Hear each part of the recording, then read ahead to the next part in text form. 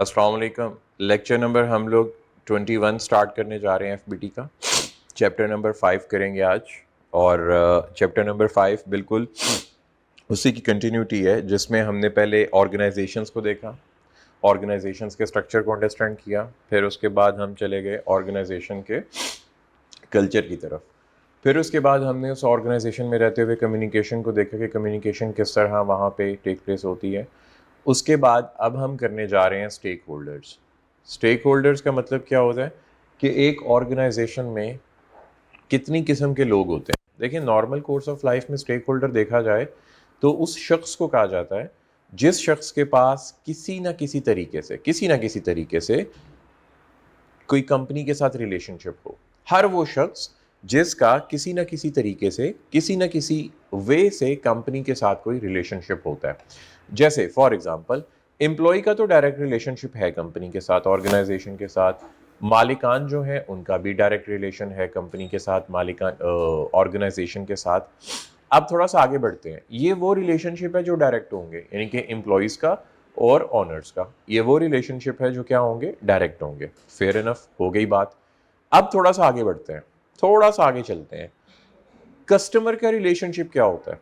क्या कस्टमर भी stake holder होता है? बिल्कुल होता है, क्योंकि वो किसी ना किसी वे से कंपनी के साथ जुड़ा हुआ है, क्योंकि वो कंपनी की प्रोडक्ट यूज कर रहा है।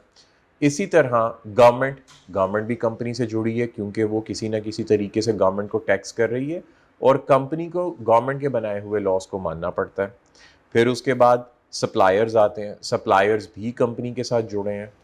कंपनी के ऑर्गेनाइजेशन के वजूद में आने से, एग्जिस्टेंस में आने से जिन जिन लोगों का उसके साथ रिश्ता बनता है, डायरेक्ट या इनडायरेक्ट, कंपनी की कोई भी पॉलिसी, कंपनी का एग्जिस्टेंस, कंपनी का कोई भी एक्ट किसी न किसी इंसान को किसी न किसी तरीके से इफेक्ट करता है, वो उसका स्टेक होल्डर होगा। अब इसमें क्या क्या हो सकता है? शेयर होल्डर या ऑनर पहले हो गए, एम्प्लॉयज दूसरे हो गए, कस्टमर तीसरे हो गए, गवर्नमेंट एजेंसीज चौथे हो गए, ट्रांसपोर्टर्स जो कंपनी के लिए डिलीवरी करते हैं वो पांचवें हो गए, सप्लायर्स छठे हो गए, बैंक्स जिन बैंक्स में कंपनी का बैंक अकाउंट होगा।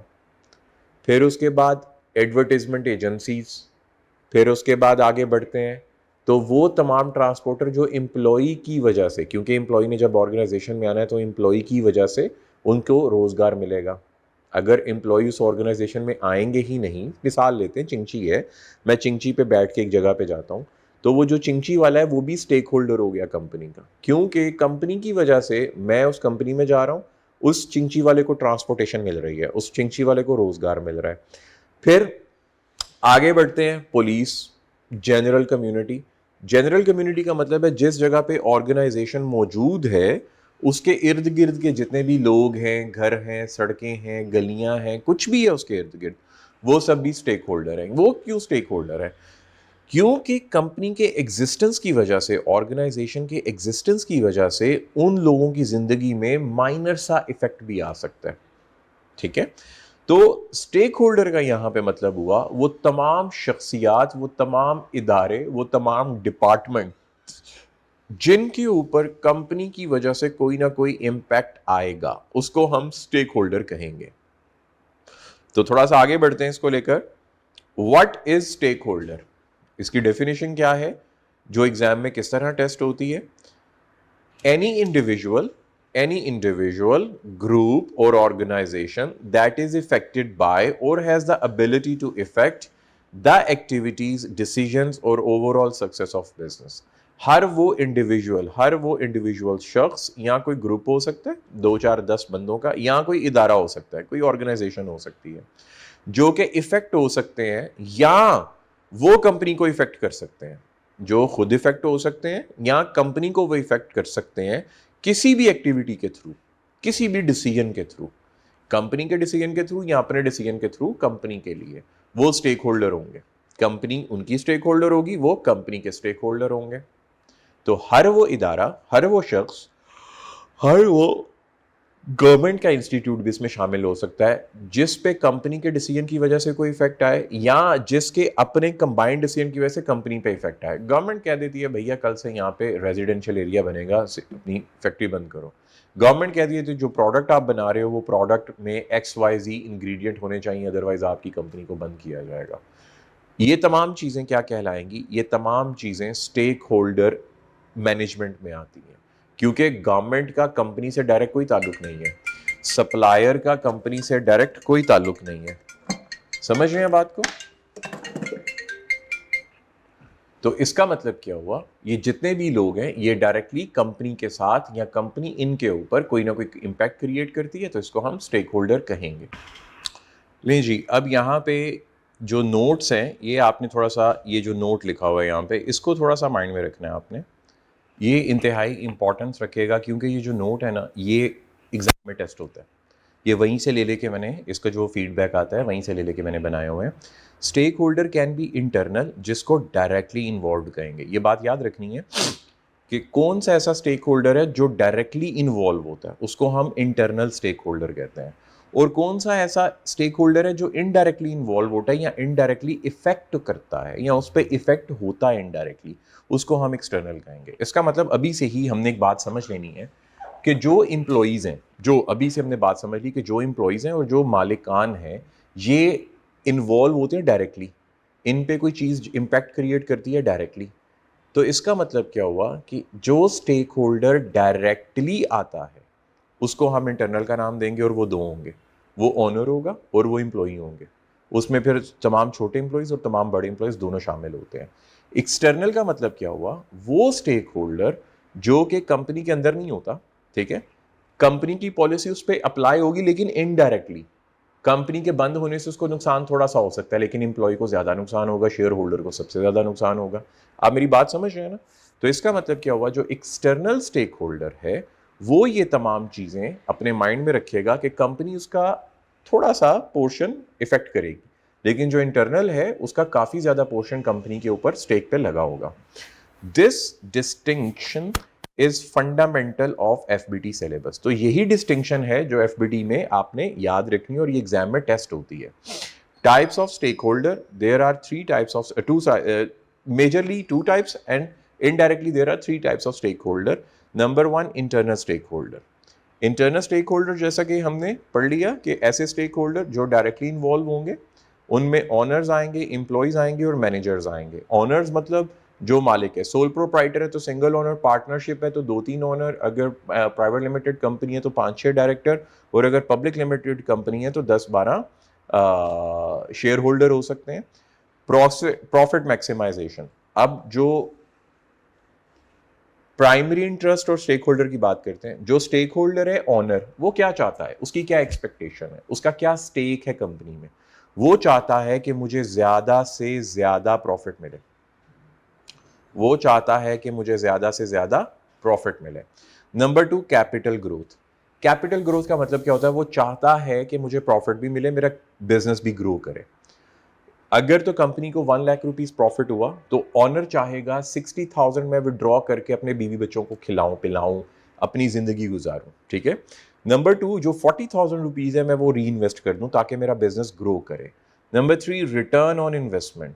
रिटर्न ऑन इन्वेस्टमेंट का मतलब क्या होता है कि जो शेयर होल्डर्स हैं जिन्होंने इन्वेस्टमेंट करी है आपके बिजनेस में, वो चाहते हैं कि जिस जिस जगह मैंने इन्वेस्टमेंट करी है मैं वहां से कुछ ना कुछ रिटर्न लेता जाऊं।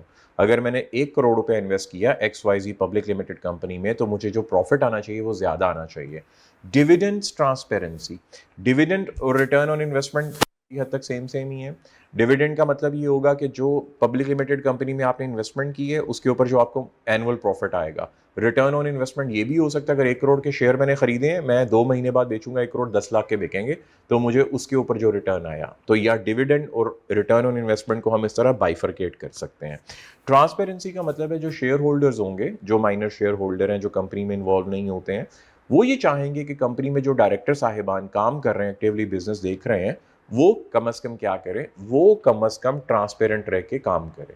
वो किसी किस्म का कंपनी में कोई, यानी कि वो कहते हैं ना, लोचा ना करें, किसी किस्म का घपला ना करें, एम्बेजलमेंट ना करें, अगर वो मेरे बिहाफ पे काम कर रहे हैं। Employees, job security, fair wages, safe working condition, career development, हर एम्प्लॉय ये चाहता है कि उसकी जॉब सेफ रहे।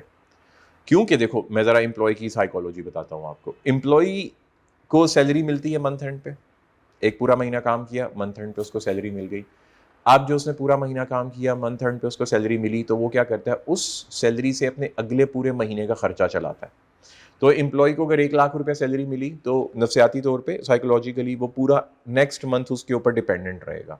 और उसको ये भी होगा साइकोलॉजिकली कि जो सेकंड मंथ में खर्चा कर रहा हूं, थर्ड मंथ का खर्चा सेकंड मंथ वाला काम मेरा करेगा। क्योंकि मुझे फर्स्ट मंथ मैंने पूरा काम किया, मुझे सैलरी मिल गई, मेरी पॉकेट में आ गई। अब उससे मैंने सेकंड मंथ चलाना है।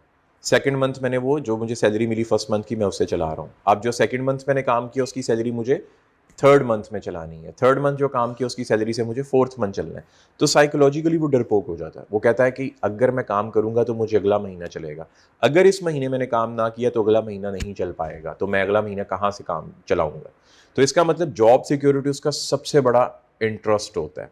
फेयर वेजेस का यहाँ पे मतलब क्या होता है, जो भी वेजेस हैं जिसके ऊपर खर्चा होगा, जो खर्चा किया जाएगा, जो वेजेस होती हैं मिसाल के तौर पे, वो फेयर होनी चाहिए। जो मुझे सैलरी मिलनी है, जो मुझे पेमेंट मिलनी है काम की, मार्केट में जो मेरे कैलिबर के लोग हैं, मेरी तरह काम करते हैं, मेरे जितने कारीगर हैं, मेरे जितने वो प्रोडक्ट रोज़ मैन्युफैक्चर करते हैं, उनको जितने पैसे मिलते हैं मुझे भी उतने मिलने चाहिए, ताकि हम इक्विलिब्रियम में रहें।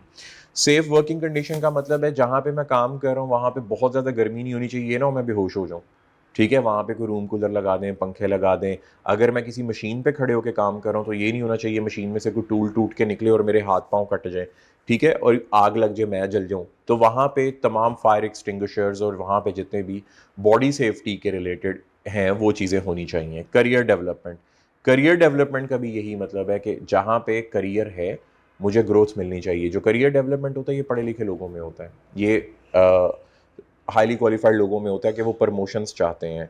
मैनेजर्स, अथॉरिटी, मैनेजर चाहता है मुझे अथॉरिटी मिले, उसका स्टेक होता है अचीवमेंट ऑफ परफॉर्मेंस टारगेट। अगर मैंने अपने टारगेट पूरे किए, की परफॉर्मेंस इंडिकेटर्स, अगर मेरे मंथली बेसिस के टारगेट्स कंप्लीट हैं, एनुअल बेसिस के टारगेट्स कंप्लीट हैं, तो मुझे प्रमोशन मिलनी चाहिए, मुझे बोनस मिलना चाहिए, मेरी सैलरी में 10, 20, 30% इजाफा होना चाहिए।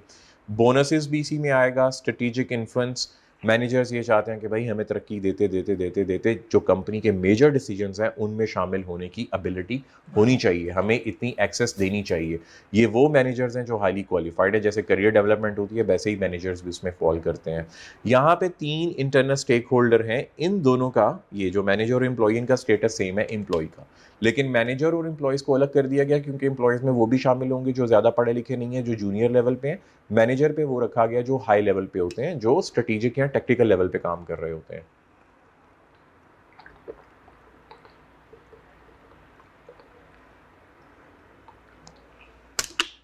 बात समझ रहे हैं?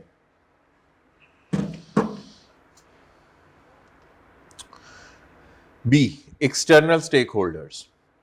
अब एक्सटर्नल स्टेक होल्डर क्या है, जो कि हमने पहले डिस्कस किया कि ये इनडायरेक्टली होते हैं, ये इन्फ्लुएंशियल हो भी सकते हैं, नहीं भी हो सकते।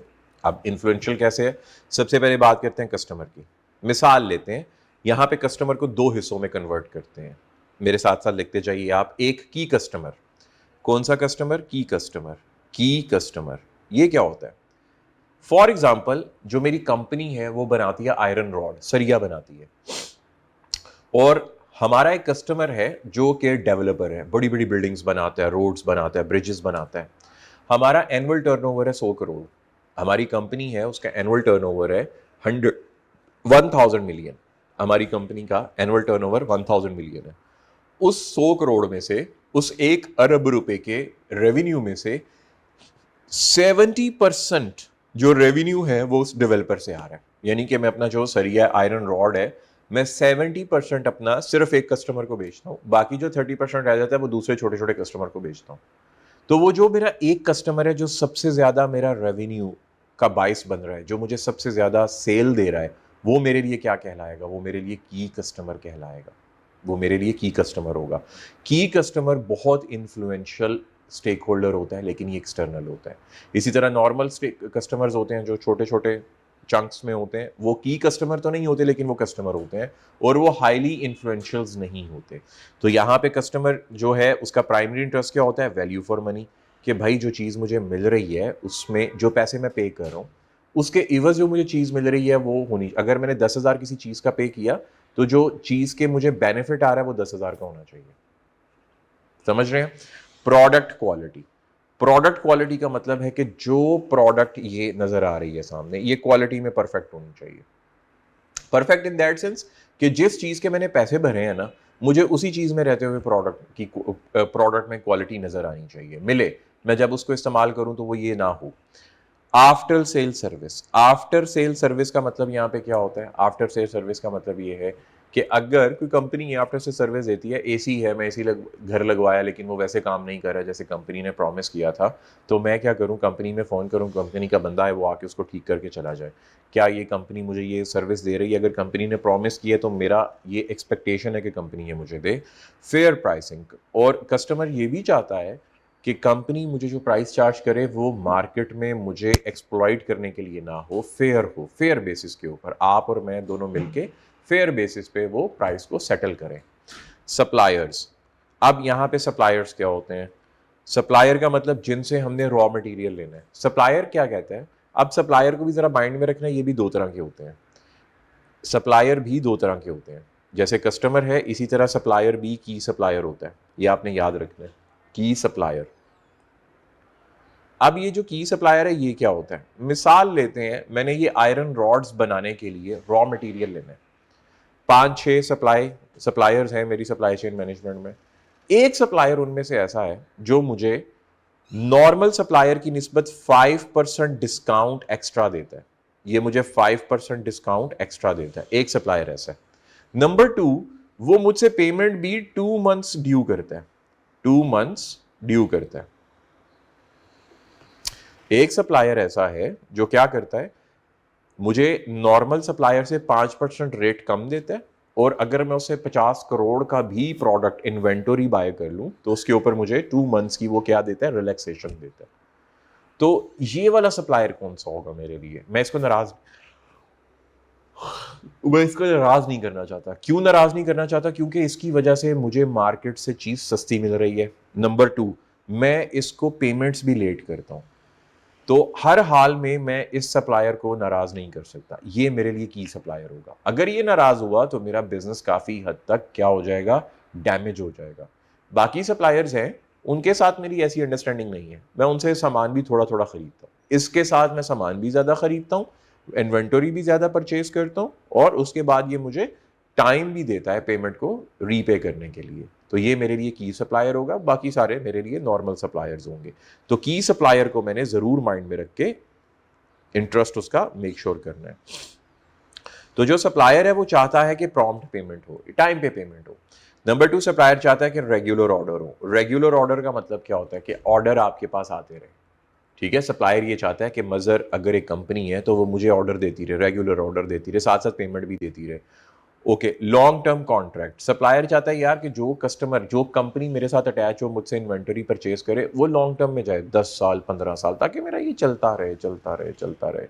Fair trading terms, fair trading terms का मतलब क्या होता है? फेयर ट्रेडिंग टर्म्स का मतलब ये है कि जो आप ट्रेड कर रहे हैं वो फेयर होनी चाहिए, उसमें किसी भी किस्म की टर्म में, ठीक है, कोई इबहम नहीं होना चाहिए। जैसा आप लोगों ने डिसाइड किया बैठ के टेबल पे, जब आप कॉन्ट्रैक्ट को फुलफिल करें तो जो मेरिट पे चीज़ें डिसाइड हुई वो वहीं पे एज इट इज़ होनी चाहिए। गवर्नमेंट, टैक्स रेवेन्यूज, गवर्नमेंट का आपके साथ क्या ताल्लुक होता है? आपने उसको टैक्स कमा के देना है। लीगल कंप्लायंस, जो गवर्नमेंट कहे आपने वो मानना है, जो गवर्नमेंट ने रूल बनाए हैं, लॉज बनाए हैं, आपने उनके अंदर रहते हुए काम करना है। एम्प्लॉयमेंट क्रिएशन, गवर्नमेंट ये भी चाहती है कि जब एक फैक्ट्री खुले तो उसके लोगों को, जो पाकिस्तानी होंगे, जो यूके के नेशनल्स होंगे, उनको जॉब मिले। अगर आप यूके में कोई ऑफिस खोलते हैं तो आपने यूके के नेशनल्स को जॉब देनी है, ताकि जो गवर्नमेंट है उसमें अनएम्प्लॉयमेंट रेट कम हो सके, इकोनॉमिक ग्रोथ। गवर्नमेंट ये भी चाहती है कि आपकी कंपनी ग्रो करे, आप टैक्स ज़्यादा दें, लोगों को हायर ज़्यादा करें, तो इससे क्या होगा? जो गवर्नमेंट एज अ होल, एक कंट्री की गवर्नमेंट है, उसकी जो इकोनॉमी है वो ग्रो करेगी। क्योंकि खाली आप इकलौती ऑर्गेनाइजेशन नहीं हो, आप जैसी वहाँ पे सैकड़ों ऑर्गेनाइजेशंस हैं, मल्टीपल ऑर्गेनाइजेशंस हैं, थाउजेंड्स ऑफ ऑर्गेनाइजेशंस हैं, तो जब वो कलेक्टिवली कंपाउंडेडली ज़्यादा लोगों को जॉब देंगी, ज़्यादा इन्वेस्टमेंट करेंगी, ज़्यादा ग्रो करेंगी इंडिविजुअली, तो उसको सम अप करके एज अ इकोनॉमी पूरी की पूरी ग्रो होगी। नंबर 2, आगे बढ़ते हैं जी। Local community. लोकल कम्युनिटी का मतलब है जिस जगह पे आपकी कंपनी है, आपकी ऑर्गेनाइजेशन है, उसके इर्द गिर्द का इलाका। वो चाहते हैं एम्प्लॉयमेंट अपॉर्चुनिटीज। जिस जगह पे कोई ऑर्गेनाइजेशन बनती है उसके इर्द गिर्द के लोग चाहते हैं यार हमें यहाँ पे जॉब मिले, चाहते हैं, ऐसा उनका इंटरेस्ट होता है। क्योंकि हम घर से निकले 5 मिनट की पैदल वॉक के ऊपर हम फैक्ट्री में पहुंच जाएं, कंपनी में पहुंच जाएं, वहां से कमाएं, शाम को घर आके मस्त होके खाना शाना खाएं और सो जाएं। CSR, कॉर्पोरेट सोशल रिस्पॉन्सिबिलिटी, इसको आने वाले लेक्चर्स में पढ़ेंगे, तब तक के लिए इसको जरा मिनिमाइज कर लें। Minimal pollution. अगर आपकी फैक्ट्री है, उसकी चिमनी है, यानी कि ऊपर वो लगा हुआ है, उसका धुआं निकलता है, ये सारा सारा, तो वहाँ पे मिनिमल पोल्यूशन का मतलब क्या होता है कि वहाँ पे जो इन्वायरमेंट है वो पोल्यूट नहीं होना चाहिए। क्यों, ज़रा समझते हैं। वहाँ पे इन्वायरमेंट पोल्यूट का मतलब यहाँ पे ये आता है कि अगर आपने कोई भी चीज़ स्टार्ट करी, मैन्युफैक्चरिंग स्टार्ट करी, तो शोर होता है। अगर आपने कोई चिमनी है और उससे धुआं बाहर जा रहा है, ठीक है, तो धुआं भी पोल्यूट करता है, उससे बीमारियां लगती हैं। जैसे आप मुझे देख रहे होगे, मैं बार बार नाक पकड़ता हूँ, मुझे अज़मा है बचपन से। तो आजकल ज़रा ये गंदम का सीज़न होता है, जब हवाएं चलती हैं तो मुझे बड़ी प्रॉब्लम, बड़ी सवेयर प्रॉब्लम आती है। तो ये पोल्यूशन की वजह से होता है। फिर इसी तरह वाटर पोल्यूशन नहीं होनी चाहिए। अगर कोई कंपनी मैन्युफैक्चर कर रही है और वो क्या कर रही है, वो ड्रेनेज में पानी भेज रही है, केमिकल भेज रही है, ठीक है। Environmental responsibility. इन्वायरमेंटल रिस्पॉन्सिबिलिटी का मतलब क्या होता है कि हर कंपनी के ऊपर ये रिस्पॉन्सिबिलिटी है कि वो अपने इन्वायरमेंट को इको फ्रेंडली रखे, अपने इन्वायरमेंट को सेफ रखे, अपने इन्वायरमेंट में किसी भी किस्म की कोई भी परेशानी ना आने दे।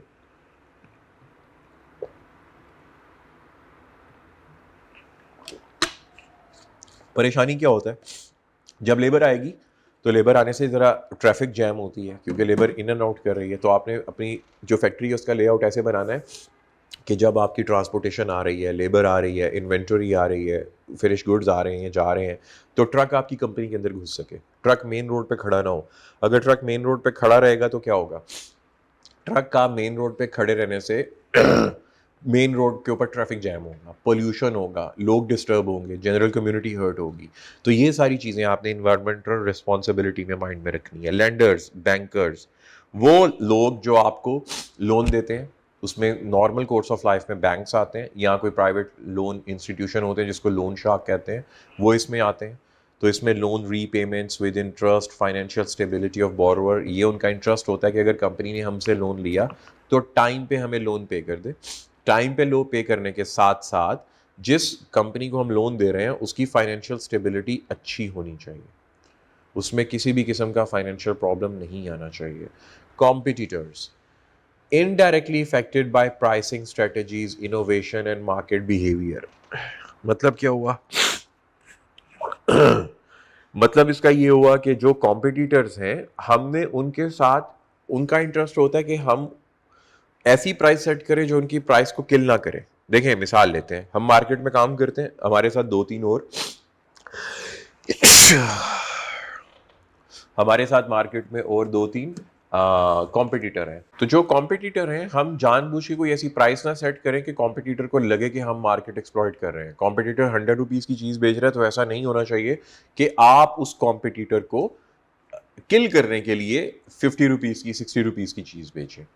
ठीक है। इनोवेशन, अगर आपकी प्रोडक्ट इनोवेटिव होगी तो जो कॉम्पिटिटर है वो प्रॉब्लम में आएगा, अगर कॉम्पिटिटर की प्रोडक्ट इनोवेटिव होगी तो आप प्रॉब्लम में आएंगे।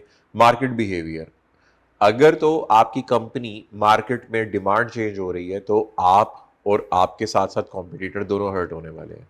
या अगर आपके किसी स्टांस से मार्केट में डिमांड चेंज हो गई, आपके किसी स्टांस से आपने कोई ऐसी प्रोडक्ट लॉन्च कर दी कि बाकी कॉम्पिटिटर्स वो प्रोडक्ट लॉन्च ही नहीं कर सकते, आपने बैटरी ऑपरेटेड कार लॉन्च कर दी, बाकी किसी कॉम्पिटिटर के पास बैटरी ऑपरेटेड कार है नहीं, आपने ऑटो ड्राइवर कार लॉन्च कर दी, बाकी किसी के पास वो कार है ही नहीं, तो फिर क्या होगा, फिर सिंपल है कि आपकी जो प्रोडक्ट है वो मार्केट में क्या कर देगी, एक्सप्लॉइट कर देगी।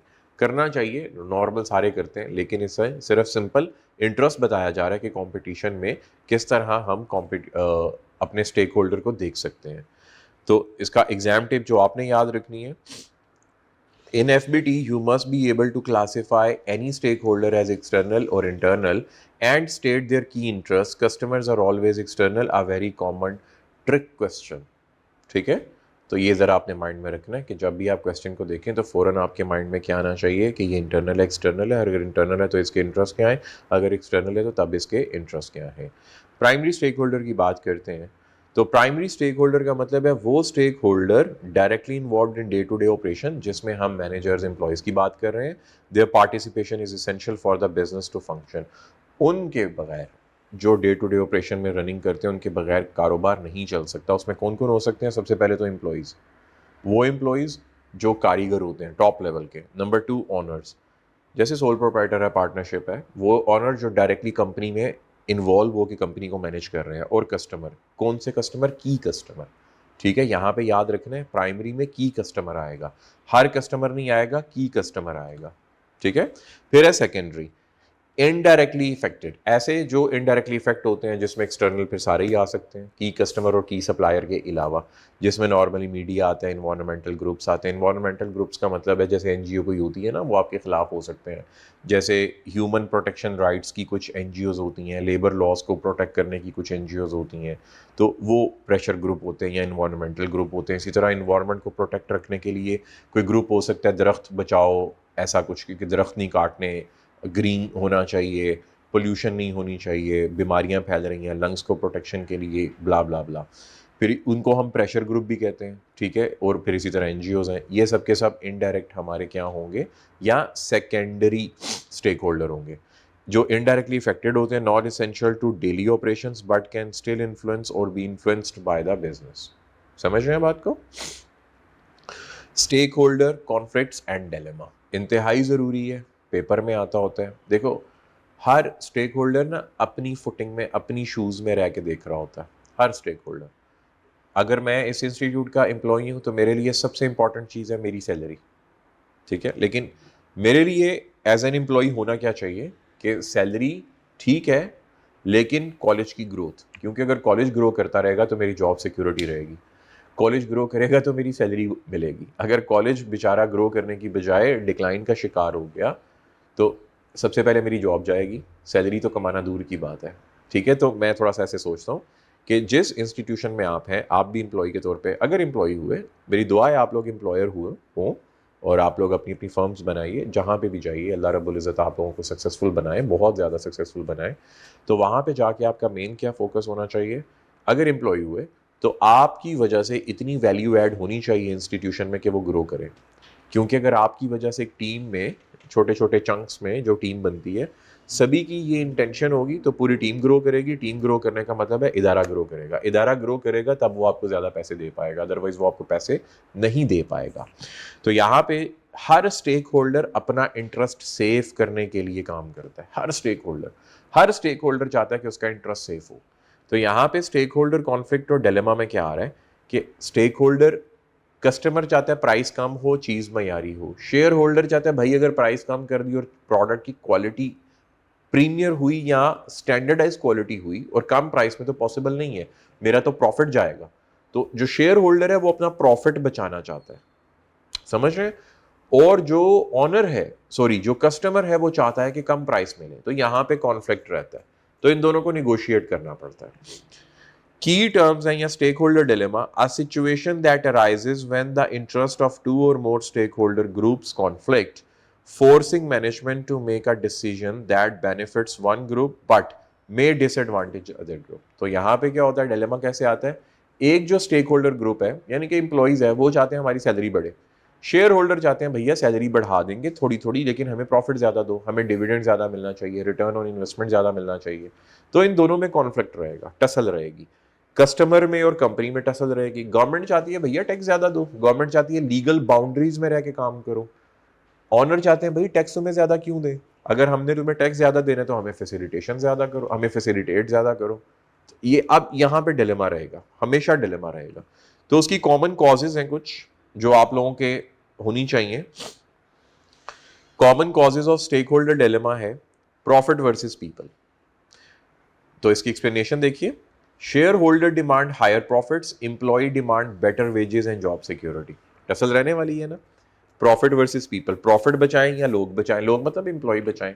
अब क्या करना पड़ेगा, तो दरमियानी रास्ता निकालना पड़ेगा। Cost versus quality, customer demand lower prices, ठीक है, but supplier needs fair payment margin to survive. Customer तो चाह रहा है कि मुझे कम प्राइस पे चीज़ प्रोवाइड करो, लेकिन जो सप्लायर है वो क्या चाह रहा है, सप्लायर मतलब कंपनी, वो कह रही है भैया कैसे हम तुमसे सफिशिएंट प्राइस चार्ज नहीं करेंगे तो हम माल ही नहीं बेच सकते। अब ये टसल रहेगी। आज के लिए बस इतना ही, मेरी तबीयत मुझे इजाज़त नहीं दे रही कि मैं आगे चलूँ। इंशाल्लाह बाकी का हम नेक्स्ट लेक्चर में कवर करते हैं। अल्लाह हाफिज़।